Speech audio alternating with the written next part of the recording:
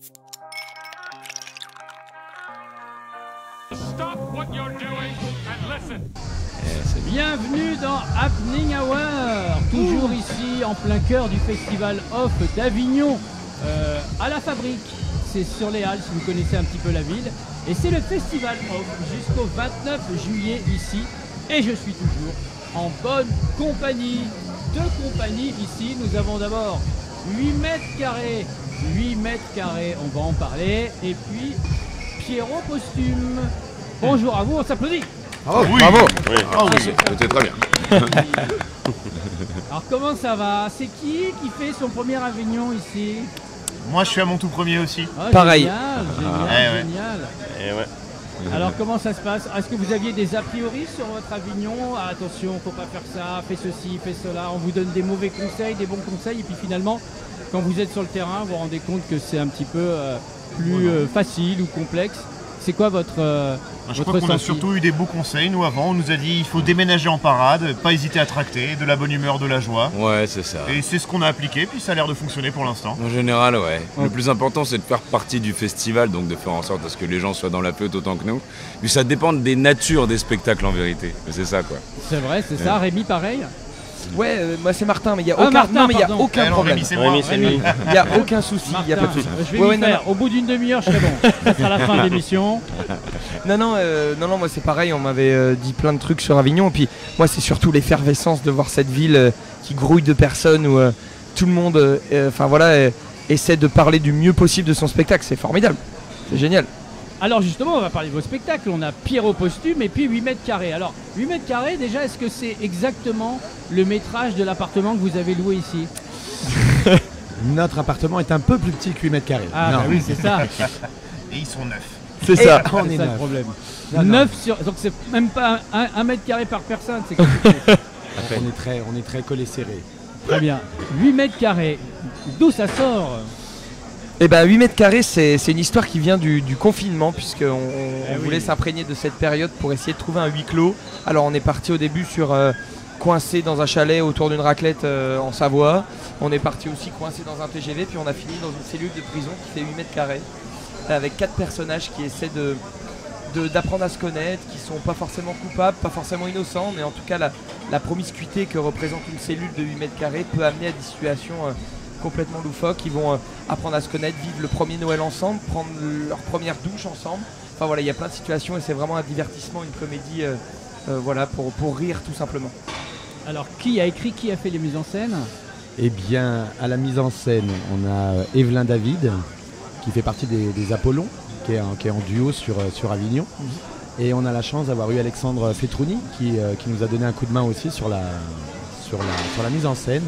Et c'est une écriture commune à 4, même à 5, puisqu'il y a de la musique aussi. Un accordéoniste, notre cher Jean-Michel Bamas, Ok. qui a créé des musiques et des ambiances musicales pour notre cellule de prison. Alors on va en parler tout à l'heure. Pierrot Posthume, alors là c'est tout un autre univers. Hein. Oui, tout à fait, un autre univers. Nous sommes sur une farce en alexandrin de Théophile Gautier. Donc un texte en alexandrole, comme j'aime les appeler, puisque ce sont des alexandrins drôles, ou du moins qui se veulent drôles. Non, un très beau spectacle, un spectacle où on fait un hommage à la Commedia dell'arte. On récupère des codes de comédia, on les mélange avec des codes contemporains, et on crée ici un spectacle intemporel où se mêlent théâtre, danse, chant, musique en live, avec des musiques originales de Rémi Custet et moi-même Théo Torchman.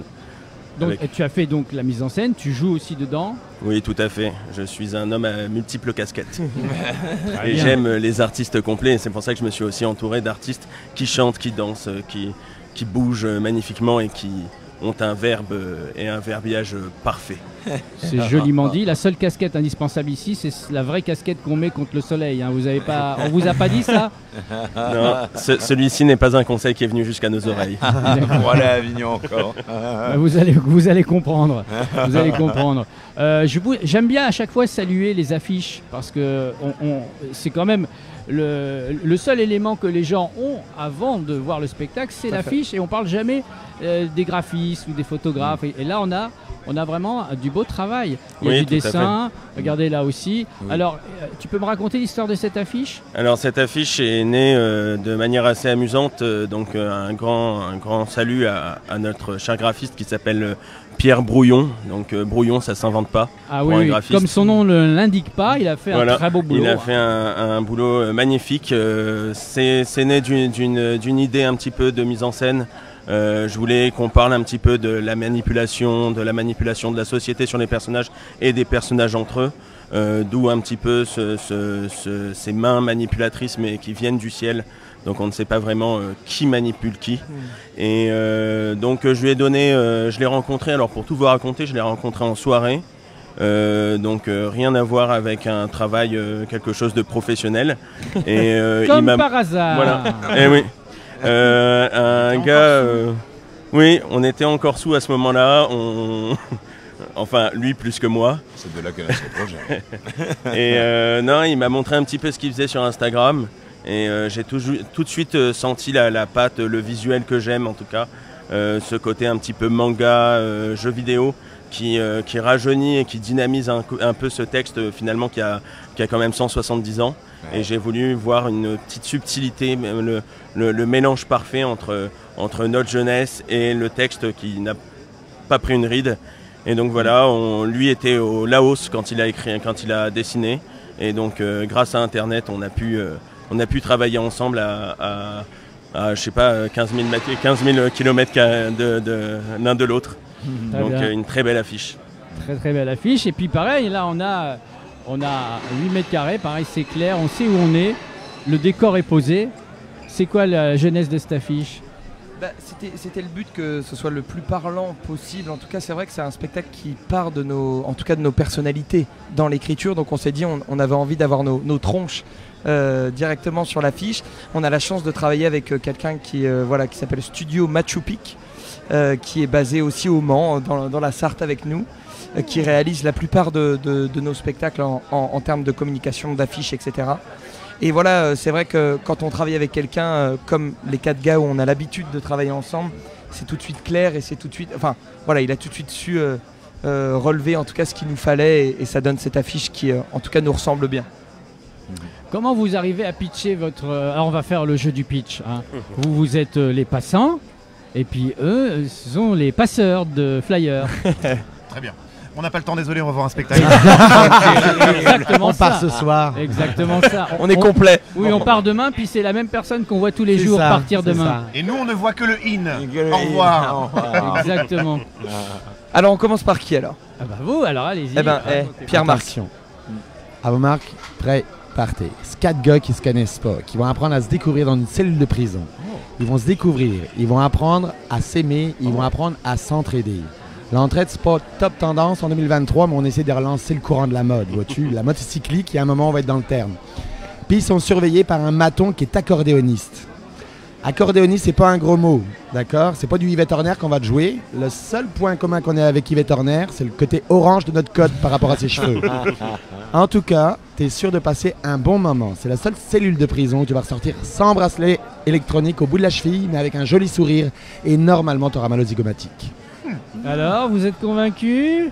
Eh ben plutôt pas mal, mais on l'était déjà avant parce qu'on les avait déjà vus. avant. Oh. Mais là, ouais, c'est Nous on est très un bien public fait. facile, il n'y a pas de Et problème. j'ai cru deviner un accent.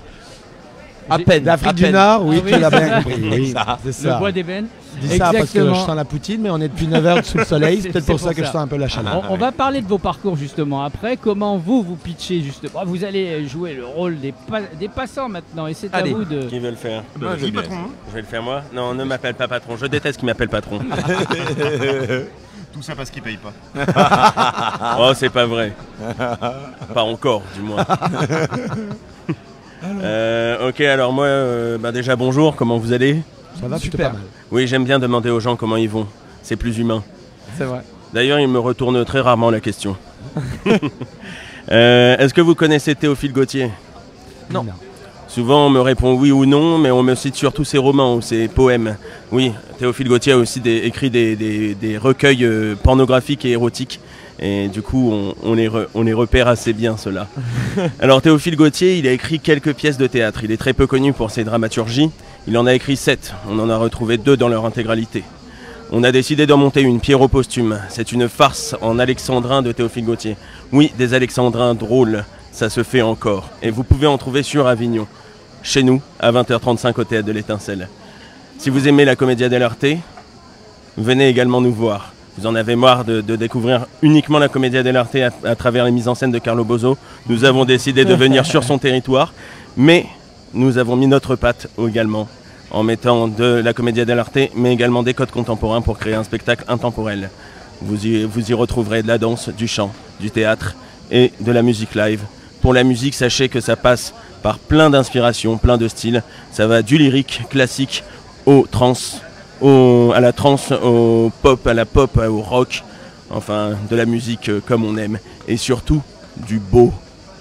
Merci, c'est une longue minute, mais une minute efficace. J'aime passer du temps avec les gens. Ah, mais est-ce qu'eux, ils aiment passer du temps aussi avec toi? La plupart. En voyant la pièce. Ah, bien sûr. Je ne parle pas français, désolé. Ok, I can do it in English, no problem. On recommence. Non, super, bravo. C'est bien, hein? Super. On va parler de vos parcours aussi. Alors justement, Théo, tu vas nous parler de toi. C'était quoi ton déclic pour faire ce métier?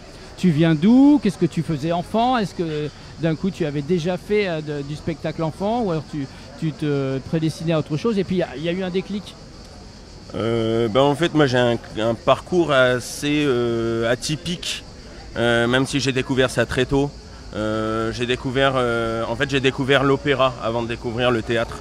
Mon rêve à 6-7 ans était de devenir chanteur lyrique. Le problème, c'est que du coup j'allais beaucoup à l'opéra. Et déjà de mon jeune âge, à chaque fois que ça chantait, je trouvais ça extraordinaire. Mais dès que ça jouait, je trouvais ça horrible. Et du coup, je me suis dit, je vais apprendre d'abord le métier d'acteur pour ensuite peut-être apprendre à chanter. Alors je ne chante pas de manière sublime, donc finalement de devenir chanteur d'opéra est loin de moi maintenant. Mais en tout cas, voilà, dès enfant, je me suis dit, en fait, il y a un métier qui existe où on peut jouer toute notre vie. Franchement, j'ai envie de faire ça. Ça, c'est bien cool. Baudouin, toi, tu viens d'où? C'est quoi ton parcours? Mon parcours, moi en fait j'ai commencé à faire du théâtre à l'âge de 14 ans. Ok. Voilà. Dans quelle région? C'était vraiment en région parisienne, à Boulogne-Billancourt à l'époque. Donc j'ai commencé à en faire un peu petit à petit. J'ai commencé à en faire pour de vrai en 2012.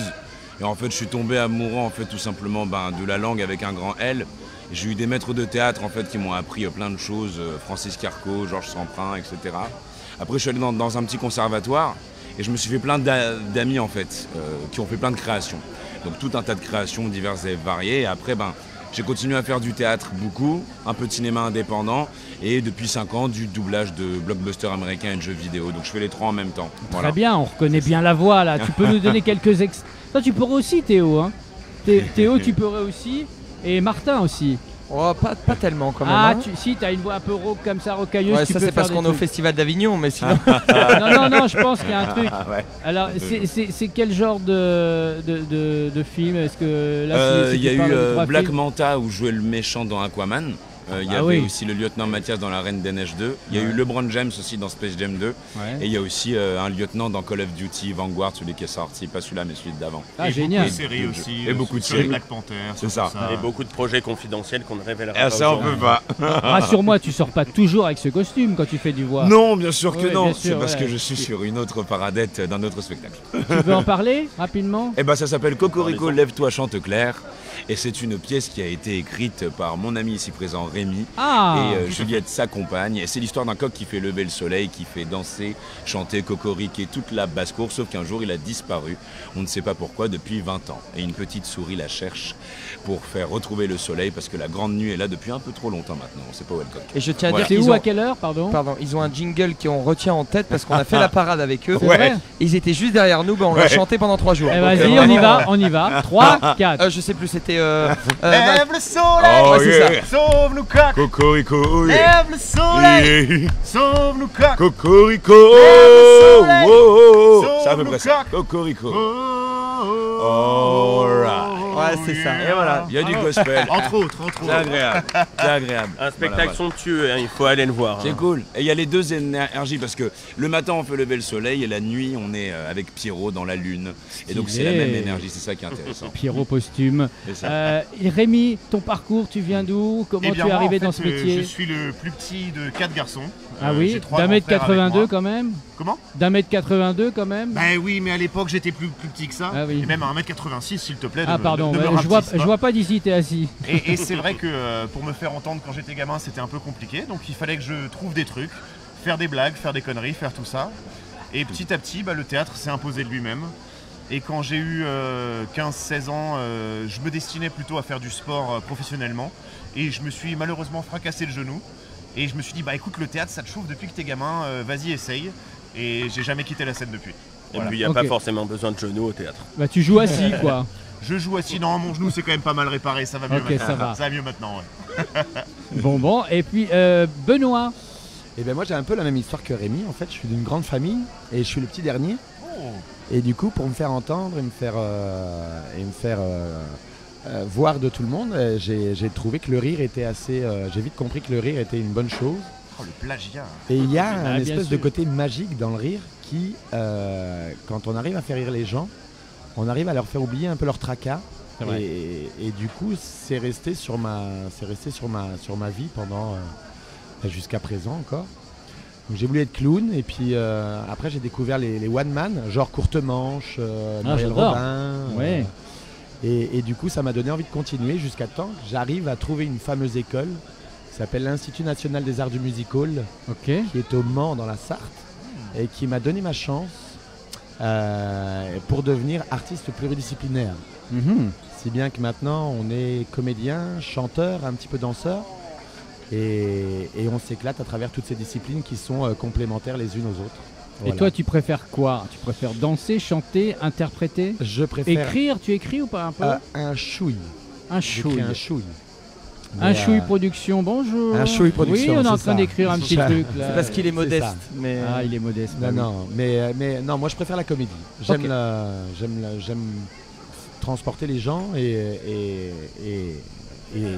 oublier un petit peu le temps d'1h30, tout ce qu'il y a en dehors d'une salle de spectacle ou d'une scène de spectacle. Puis C'est un petit j'imagine pouvoir que tu magique. mêles qu'on a. toujours un peu tous les arts aussi, le chant, la danse et Forcément. la comédie. On y forcément, prend goût, donc c'est lié, quoi. c'est un travail intéressant. Très bien, tu écris une pièce en ce moment, c'est ça que tu veux pas nous dire? Conte pour enfants. Je suis en train Ah. d'écrire un conte pour enfants avec une charmante jeune fille, un conte sur l'écologie et le recyclage, Ok. parce que c'est très à la mode et que surtout on a pas mal de choses à dire. Donc on mélange quelques petits elfes magiques dans une forêt où on retrouvera une famille qui pollue. T'écris sur un ordinateur ou du papier recyclé? Non, alors j'écris sur du papier recyclé. Bien. Non mais je vérifie moi ce qu'on Je me ne dit. suis pas très ordinateur, je suis vieille école. Ok, ça marche. Martin, ton parcours Oui, du Mans également? Exactement. Moi, en fait, je suis tombé dedans quand j'étais petit. Mes parents, j'ai eu la chance. Enfin, ils ont créé une production qui s'appelle La Flambée Production, qui produit aussi ce spectacle. Très bien. C'est mes parents également qui ont créé le centre de formation d'où on vient, l'Institut National des Arts du Musical. Et donc voilà, moi j'avoue que depuis tout petit, j'ai vu au début les gens sur scène, j'avais 4, 6, 8, 10, 12, puis je me suis dit je vais le faire. Et puis voilà, et c'est vrai qu'aujourd'hui j'adore pareil mêler, croiser les arts, etc. La pluridisciplinarité, c'est quelque chose moi je peux pas m'en empêcher non plus. J'ai la chance de bosser avec Benoît sur des comédies musicales. J'ai un seul en scène aussi qui s'appelle Rémi Balu. Un two-man show aussi, Luc et Charlie. Ah très bien, ça se passe où? Au Mans ça? Oui, alors bien. le two-man show, on a la chance de jouer ce soir au Comedy Club, Ok. à la Comédie d'Avignon. Très bien. Voilà, à 23h40, on passe les premiers. Mmh. Et puis le seul en scène Rémi Balu, je l'ai coécrit avec Alexandre Fetrouni, et puis qui l'a mis en scène également. Et Et il a j'ai collaboré d'ailleurs là. exactement, ouais, c'est celui qui a collaboré à la mise en scène. Et puis il y a des belles perspectives qui arrivent avec ce seul en scène, donc je suis très content. Tu peux nous en dire plus? Ça parle de quoi? Alors le seul en scène, c'est un remplaçant multi-usage, c'est-à-dire que c'est un intérimaire de formation, je l'appelle comme ça, qui papillonne de métier en métier pour essayer de trouver sa voie. Donc il arrive à Pôle emploi au début du spectacle et on va l'envoyer dans des missions d'intérim. Donc il va remplacer un prof d'histoire, un chef d'orchestre, jusqu'au président de la République. Ah oui. Donc voilà, il il fait tout ça et au fur et à mesure, il va aussi lui s'accomplir en tant que bonhomme et il va trouver sa voie dans les deux sens du terme. Voilà. Très bien, plein de choses, c'est super. Bravo. Je suis bluffé. Que vous a appris votre personnage? Le personnage que vous interprétez sur scène. Et oui, ça sort comme ça les questions. Là. Ça fuse. Pour le mien, parce que je joue Pierrot, c'est l'ultime liberté. En fait, je connaissais pas beaucoup l'alexandrin quand j'ai commencé à être sur Pierrot. Et en comprenant, au-delà de la musique, le fait que dans le théâtre, tu as les didascalies qui te servent à te diriger. Et la première didascalie primaire, en fait, je l'ai compris en apprenant, c'est l'alexandrin. Et comme en fait, elle est rigolote, comme tu dis, et drôle, et ben, ça fait que tu comprends en le faisant comment en fait agit Pierrot. Et donc du coup, ça m'a beaucoup appris la liberté dans un truc qui pourtant a l'air d'être sur 12 pieds, mais en fait non. C'est fait exprès pour que tu sois le plus libre. Plus tu les respectes et plus tu peux vraiment t'amuser dessus avec ce que t'aimes. Moi, ça m'a appris ça en tout cas. Okay. C'est ce que nous a dit Théo, notre metteur en scène, justement, sur le respect des 12 pieds, c'est-à-dire les muets, les diérèses, tout ça. Alors moi, on a été formés dans la même école avec Théo, donc on a travaillé l'alexandrin ensemble. Et c'est vrai que dès les répétitions, il nous a dit les muets et les diérèses, il faut les faire, mais plus que les faire, il faut les jouer. Il faut les inclure dans le jeu, il ne faut pas que ce soit juste un son. Il faut que ça fasse une action, que ça fasse quelque chose en plus. Vous auriez un exemple là, comme ça? Un exemple un petit peu? Un exemple. Prends dans ta deuxième scène l'imagination, certes, et des plus grotesques. Alors, je cherche, je connais la pièce Pierrot, parce que ah bah c'est bien ça, dis donc. Je suis arlequin, donc j'essaye de me taper Colombine. Et Colombine me dit, il faut que tu aies la preuve que Pierrot est bien mort. Et donc je suis tout seul, elle vient de se barrer et de me laisser tout seul avec ma gaule. Et je cherche une preuve pour trouver, et je dis, cette preuve, où la voir? Je ne puis, comme un sot, aller chez ces païens m'enquérir de Pierrot. Des registres civils aux états barbaresques, l'imagination, certes, est des plus grotesques. Voilà, et donc c'est inclure le i de imagination dans le jeu, pour faire bien faire la diérèse et bien qu'on ait les 12 pieds. En fait, c'est très intéressant. Voilà, moi je suis un grand aficionado des alexandrins depuis toujours. Je trouve ça magnifique, et puis ça c'est peut-être aussi mon côté musicien qui est chanteur, qui aime ce texte-là. La mécanique. Et cette mécanique donc des alexandrins. Et puis surtout, en fait, je vais citer un grand auteur qui a vécu à la fin du 19e siècle, qui est très connu, qui s'appelle Edmond Rostand, qui disait que ces personnages ne savaient pas qu'ils parlaient en alexandrin. Et j'aime beaucoup, je suis toujours très porté par cette phrase-là, parce que avec l'alexandrin, on l'entend, parce qu'il y a un rythme, parce qu'il y a les 12 pieds. Mais ce qui est amusant, c'est de ne pas forcément faire des alexandrins. C'est parler. On parle, c'est en alexandrin, et puis voilà. Ouais. Ça devient naturel. Ça devient naturel. Vous connaissez Marc Leboeuf qui a un one-man show? Bien sûr, oui. Le récit voilà, de ce... Je l'ai vu, j'ai oublié le titre. Il était au Théâtre du Marais. Ouais. Et il a écrit aussi un spectacle tout en alexandrin qui s'appelle Astrid. Oui, et c'est bluffant, 12 personnes. Marc Tournebeuf. Oui, oui. Ouais. J'ai dit autre chose, non peut-être. C'était Marc Leboeuf, mais c'est Marc Tournebeuf. N'importe quoi, plus c'est j'ai joué avec 2-3 de ses un bon camarade, je ne sais même pas dire son nom. Marc Tournebeuf. C'est ça. Excellent. Oui, tout à fait, très bon spectacle.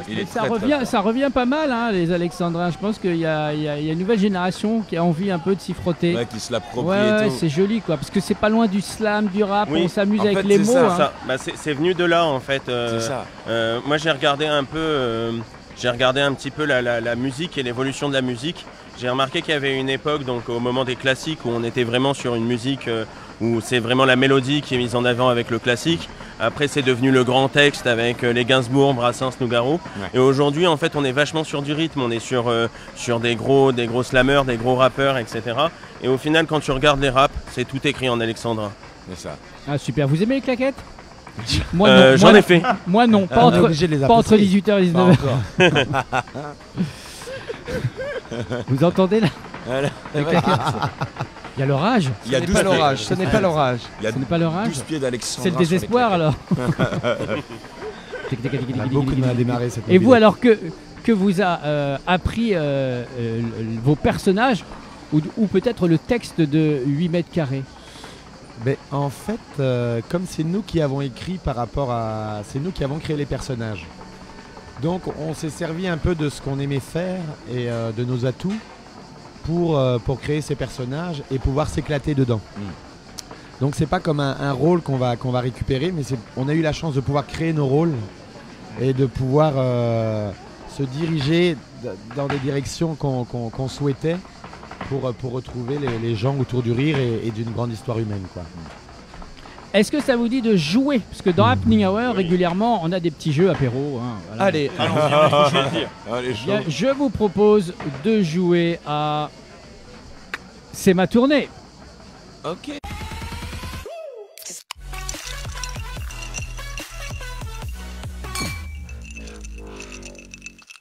C'est ma tournée, c'est très simple. Je vais faire une petite tournée comme ça de questions auxquelles il va falloir répondre de manière fausse. Surtout, vous ne me donnez pas la vraie bonne réponse. Okay. Ça va aller très très rapidement comme ça. Et j'ai plusieurs thématiques à vous proposer. Est-ce que vous voulez jouer avec le temps qui passe? Je ferai un petit point de montage ici, même pas. C'est ma tournée, voilà. Est-ce que vous voulez jouer avec des comédies romantiques, avec des séries télé, des films, des séries cultes, des émissions de télé, comme vous voulez? Je laisse le choix. Moi, je m'y connais plus en film que dans tout le reste, mais... Moi, j'aime bien séries télé. Moi, ça mais un petit peu allez. on va pour séries télé, ce sera facile pour moi de répondre au faux. Ok. Séries télé? Alors, des séries télé un peu anciennes ou... Il y a un peu de tout, remarque. Ouais. C'est marrant. Donc le principe... Ouais, je vais prendre ça, c'est bien. Oui, oui, c'est bien. Ah là, je crois que c'est un SOS, hein, plutôt. C'est plutôt un SOS. Donc, le principe est simple. Le principe est simple. C'est ma tournée, ça va être très très rapide comme ça. Je vais donner le début d'un titre de série télé. Il va falloir compléter avec une mauvaise réponse. Okay. Si possible, plus drôle que la réalité. Ok. C'est parti. Vous êtes prêts? Ok. Alors, Breaking Good. Breaking Good. Tu peux nous pitcher la série, s'il te plaît? Ouais, c'est l'histoire d'un gars qui a toujours rêvé de devenir jongleur. Et malheureusement, un jour, il apprend qu'il va comment ça s'appelle? Qu'il va trouver le jongleur magique. Qu'il va manquer d'imagination. Qu'il va manquer d'imagination, oui, tout à fait. Tout simplement. Et tout simplement, et tu n'es pas très gentil, dis donc. Ça va se régler sur scène ou dans les coulisses? Oui, même sur scène directement. Je le tape beaucoup. On enchaîne les mystères de... Bab-el-Oued. Alors, les mystères de Bab-el-Oued, ça se passe en vérité à Bagdad. C'est l'histoire en fait d'un assassin secret qui en vérité doit affronter en fait un templier qui arrive, un templier venu d'un autre monde, venu pour capturer Bagdad. C'est une histoire palpitante, il y a de la cape et d'épée et il y a un peu d'humour aussi, c'est très sympa. Il y a Jean-Pierre aussi dedans. Jean-Pierre qui joue Gandalf. Voilà. Exactement, c'est ça. Super, j'ai vu la bande-annonce. Chez elle, elle s'entiche d'un guerrier de l'espace du nom de... Vaut mieux. Voilà. C'est un plaisir. C'est dommage parce que j'avais vraiment un super speech. J'en suis persuadé. Un speech carrément, pas un pitch. Oui, ça parlait de... Ah bah vas-y, alors speech. Non. Alors, on continue. Hélène et les guerriers de l'espace. En vérité, Hélène est une jeune fille qui vient du Vaucluse et un jour en fait dans sa ville, parce qu'en fait elle est coureuse en fait, en même temps qu'elle est au lycée, il y a un rayon bleu qui arrive chez elle et en fait elle se met dans le rayon bleu, elle se retrouve sur une autre planète. Et sur cette autre planète, en fait, se trouvent des guerriers, ce qu'on appelle la planète de la guerre. Et en fait, il y a des guerriers de l'espace qui, en fait, essaient de conquérir d'autres mondes. Sauf qu'elle n'a pas du tout à être là parce qu'elle vient de la Terre. Et on va suivre son aventure où elle essaie de rentrer chez elle et elle s'entiche d'un guerrier de l'espace du nom de Étienne Goku. Et ce spectacle joue à quelle heure? 23h40. Il y a du level. Il y a moins d'imagination pour l'horaire que pour le pitch, mais c'est costaud. J'ai envie de voir cette série. On continue. Amour, gloire et... Amour, gloire et lapin de Pâques. C'est un super, une superbe série sur ce qui se passe en fait juste avant Pâques. C'est-à-dire qu'on récupère tous les grands codes d'amour, gloire et beauté dans un Super U. Et il faut savoir que le grand méchant, c'est la vieille poule en chocolat blanc. Ne jamais manger de poule en chocolat blanc, c'est une saloperie. Et vraiment, allez voir, c'est extraordinaire. Vous allez vous régaler. On sent le vécu, hein, quand même. Oui, c'était terrible. Le truc un peu blanc qui fond, là. Plus de sucre que le sucre lui-même. Ah ouais, non, mais ça colle au papier, c'est dégueulasse. Vraiment. Et aux dents. Série terrible. Ok, on continue. Mission. Mission Mary Poppins. Mission Mary Poppins. C'est une jeune fille abandonnée par une famille de bulldogs français sur un aire d'autoroute. Ah, je l'ai vu, la pauvre. Qui pour se sortir de la panade fait des claquettes au Festival d'Avignon. Oui. Et s'en sort comme elle peut. Elle a essayé de vendre des allumettes, mais l'histoire était déjà prise. Donc elle s'est lancée dans la claquette et ça fait du bruit à Avignon. On parle beaucoup d'elle. On espère bientôt la saison 3 d'ailleurs. On croise les doigts. Non, ne regarde pas la saison 3, elle est claquée. Drôle de citron, exactement. Ça se passe dans un supermarché où une caissière en reconversion professionnelle veut absolument trouver l'amour. Et il se trouve qu'elle va au rayon fruits et légumes et elle tombe sur un beau gosse d'une 60aine d'années, ça arrive encore. Et donc elle tombe sur un beau gosse qui lui propose son citron. Et donc elle lui dit bah écoutez, à ce moment-là on va pouvoir créer peut-être une relation parce qu'elle est fan de citron. Et il crée une relation comme ça pendant des années, hein. Ça dure sur 3 saisons, ça dure sur 5 ans. Et voilà, ils vont avoir des enfants et tout ça, et c'est vachement bien, c'est drôle et émouvant en même temps. Ah mais oui, c'est joué par Emmanuel Macron, c'est ça? Exactement. Oui, ça a l'air super, j'ai vu la bande-annonce. Ouais. Exactement. Très bien, ça m'a donné envie du coup, le casting. L'homme qui valait 2 balles. Ah, du coup il n'y avait plus de budget pour faire la série? Si, c'est une petite série créée par les élèves qui ont raté la première année du cours Florent. C'est une très belle série, hein, il faut vraiment la découvrir. C'est un petit film.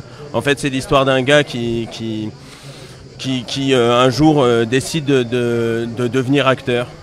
Et il va comprendre que la vie est dure, terrible, affolante. Ça donne envie également. Je vais aller me pendre, moi. Ok, et tu reviens après. La petite maison dans Gaïa.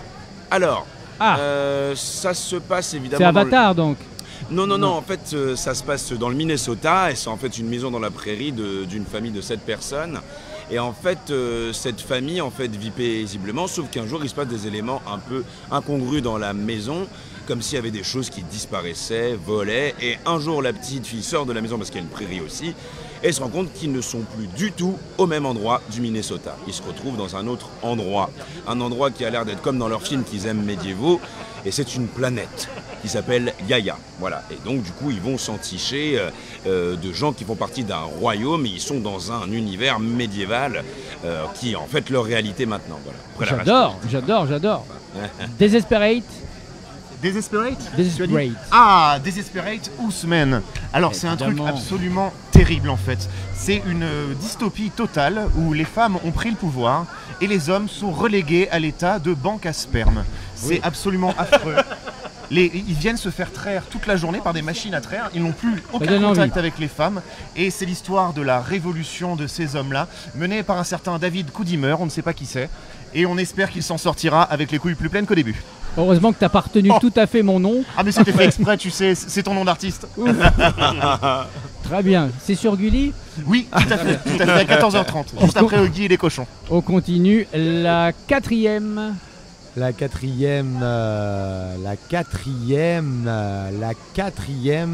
au fond à gauche. Évidemment. C'est la 4e cabine de la série. C'est une série policière. Une série policière où un inspecteur est perdu dans un immeuble. Il essaye de remplir un dossier administratif français et on l'envoie de bureau en bureau remplir différents papiers. Et il ne trouve jamais le bon bureau. Et on est rendu à la 6e saison. Ah oui. Oui, parce qu'il y a un renouvellement de carte d'identité. Et du coup, il lui manque encore un document et la photo d'identité était mal cadrée. Et l'épisode d'après, il n'a pas la clé du bureau. C'est à peu près ça. Ah, Elle revient, Mary Poppins. Il est temps de nous quitter. On va finir juste sur Buffy contre Macron. C'est un truc dingue qui se passe. C'est très contemporain. Ça se passe dans les rues. Et en fait, c'est une invasion de vampires qui arrivent pour justement tout dévaliser dans les magasins, etc. Et c'est vrai que ça s'inspire beaucoup de la réalité. Et c'est vrai que c'est plutôt, on va dire, comico, tragico, contemporaux, voilà. Et ça se passe tout au long de l'année. C'est des épisodes, on va dire, hebdomadaires. Ok. C'est pas du tout un quinquennat, quoi. C'est pas du tout. Ok, d'accord. Oh. Non, pas du tout. Ouais. Très bien. Ben merci pour ça, bravo pour ça. Merci. Bravo pour ça. Je précise que si vous voulez des tips pour ranger chez vous vos rondelles de citron, d'orange ou de citron vert ou de citron rouge, eh bien il y a 2 écoles. Hein. Première école en arc de cercle, deuxième école en damier. Vous voyez, il n'y a pas de bon ou mauvais rangement de rondelles. Non. C'est en fonction un petit peu des spectacles que vous représentez. Par exemple, pour Pierrot Posthume, eh bien, on est plutôt sur du damier. Parce que, quelque part, ça évoque le beau. C'est ça, oui, tout à fait. Pierrot Posthume se veut d'être un beau spectacle, mais surtout quelque chose où on sort de là en se disant j'ai vu quelque chose de beau. Et ça fait du bien. Et dans le beau, tout n'est pas forcément tout à fait rangé. Mais exactement comme pour Harlequin. Oui. Qui est tout à fait harlequiné, comme ce damier-là. C'est vrai. Ouais, voilà, tu vois, comme quoi, c'est assez inconscient, vous l'avez fait de manière inconsciente. Tandis que là, il y a un arc-en-ciel. C'est-à-dire que la seule faille, la seule ouverture sur la liberté, c'est l'arc-en-ciel, puisqu'on est enfermé entre 4 murs. Par contre, tout s'y passe. Ce sont les relations humaines qu'on va mettre en avant. Et oui. Parce que c'est vrai que les relations humaines ces derniers temps sont pas trop mis à l'honneur. On a un peu peur de son propre voisin. Alors que si on ouvre un petit peu les yeux et qu'on s'écoute entre nous, je pense qu'on est tous sur la même longueur d'onde. On est tous là pour être heureux. On n'est pas méchants, on apprend à le devenir. Et malheureusement, c'est un peu trop rapidement enseigné à tout le monde. Alors que si on s'écoutait on se parlait pour s'écouter et se comprendre plutôt que de s'écouter pour répondre, je pense que la vie irait un petit peu mieux. Merci pour ça. On dirait presque du Francis Lalanne. Je sais pas pourquoi je pense à lui. Il y a un côté poète comme ça. Oui, c'est vrai. Hein. Peut-être parce qu'on l'a vu passer tout à l'heure. C'est possible. Ouais. Ça. Merci beaucoup. Je montre à nouveau les deux belles affiches ici. Pierrot Posthume, c'est à 20h35 au Théâtre de l'Étincelle. C'est jusqu'au 29 juillet. Et puis 8 mètres carrés au Théâtre Épicène. Et c'est à 21h, mardi au dimanche. Du mardi au dimanche. Ça a été super. Bon allez, moment. clac, des petits coups de pied un petit peu partout. Et puis on continue le festival. Je vous dis à très vite. Merci. Et nous, on se retrouve ici demain, même endroit, même heure, à 18h, ici en live de la Fabrique. À demain. Ciao, ciao. Merci.